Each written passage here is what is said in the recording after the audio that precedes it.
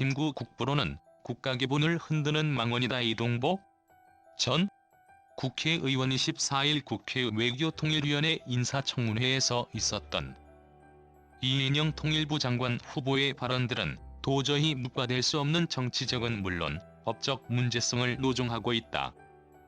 그는 과거 그가 대한민국의 초대 이승만 정부를 괴뢰정부라고 호칭했던 사실을 전면적으로 부정하는 것을 거부했을 뿐 아니라 지금도 이승만 대통령을 국부라고 생각하지 않고 차라리 김구 선생을 국부라고 생각한다고 말했다. 그의 이 말을 대한민국의 통일부 장관 후보자로서는 결코 묵과될 수 없는 중대한 망언이다.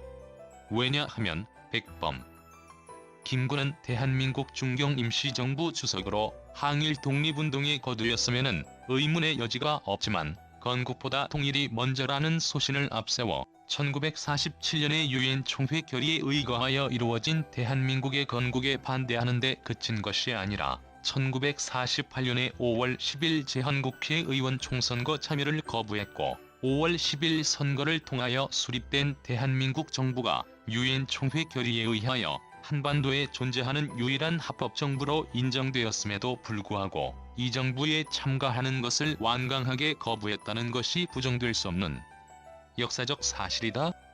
1945년 8월 15일 일제의 패망에 따라 이루어진 한반도의 해방 이후 대한민국이 건국되는 과정에서 김구가 보여준 행적에는 상식적으로 이해하기 어려운 점이 한둘이 아니다.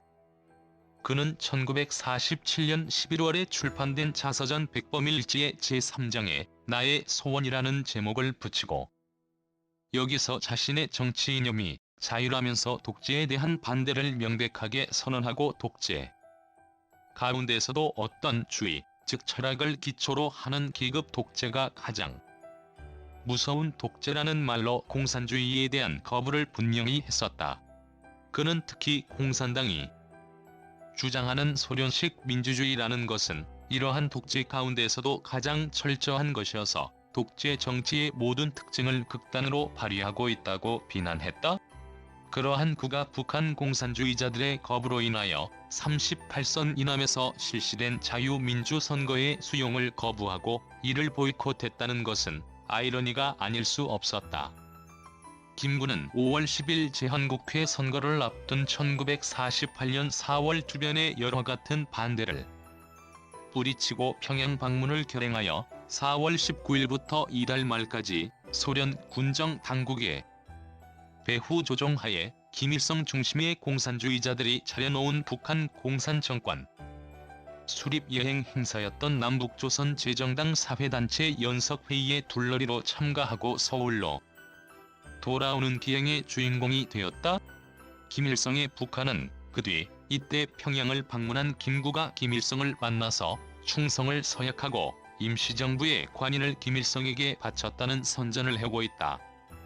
1948년 7월 공산당에게 쫓겨서 이미 중국 대륙에서 타이완으로 후퇴한 장제스 자유중국 총통이 요만이라는 이름의 외교관을 서울에 김구에게 보내서 국제공산주의자들의 세계 정복, 야육을 경고하면서 공산주의의 확산을 억제하기 위하여 이승만, 김구, 김규식 세 지도자가 합작할 것을 간곡하게 권유했지만 김구는 이마저도 완강하게 거부했다.